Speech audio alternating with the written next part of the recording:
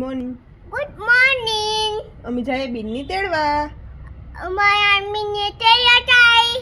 હાલો હાલો ચલો. ચલો.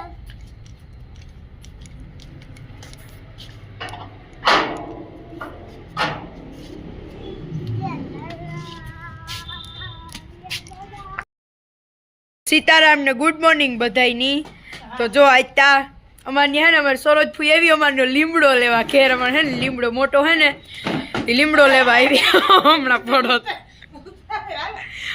પડત જો અમારે આ બહુ સરસ અમારે હે ને મીઠો લીમડો હોય મોટો. જો અટાણે હું નિહારી થી આવી થોડીક વાર થઈ જય અંદર રમે ધમકી હાલે યુટ્યુબમાં મૂકે. મોટો લીમડો હોય ને તો અમારે ત્યાંથી ઘણાઈ લે જાય. સરોજ ફૂઈ ને લઈ જાય અમારે ત્યાંથી. એવું કેટલો લઈ લીધો જો જો જો.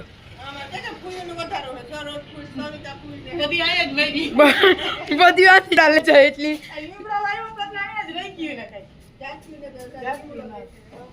લીમડો જો નાની યાર એક ગયું બધું. જયું જો પેલા થોડું ઘી નાખ્યું. હમણાં આ બેટરની રેસીપી કાં હું તમને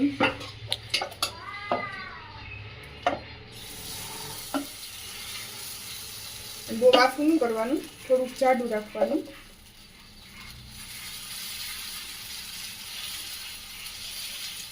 જો આમાં હે ને મગની દાળની મેં પલાળી હતી. મગની મસૂરની બે દાળ ભેગી છે. મગની દાળ પલાળી હતી ને પછી એને પીસી લીધી ઈની ખાલી. થોડુંક પાણી નાખવાનું, બહુ જાડું થયું હોય તો. બેટર છે ને આવું જ રાખવાનું, અત્યારે આખું નહીં કરવાનું. મગની દાળ ને મસૂર દાળ પલાળી 2 કલાક પલાળી ગયો એટલે હાલે. પછી ઉપરથી જો આ ટમેટા, મગની દાળના બેટરમાં પુદીનાના 5 દાણા થોડાક, લીમડાના 5 દાણા થોડાક, ધાણા ભાજી, લીલું મરચું અને મીઠું, બસ એટલું જ નાખવાનું. ને પછી આને ઉપર આવી ટમેટા અને ડુંગળી, કેપ્સિકમ, તમારે જે પણ શાકભાજી નાખવી હોય એ નાખી શકો. આ બધું મૂકી દેવાનું આ રીતના.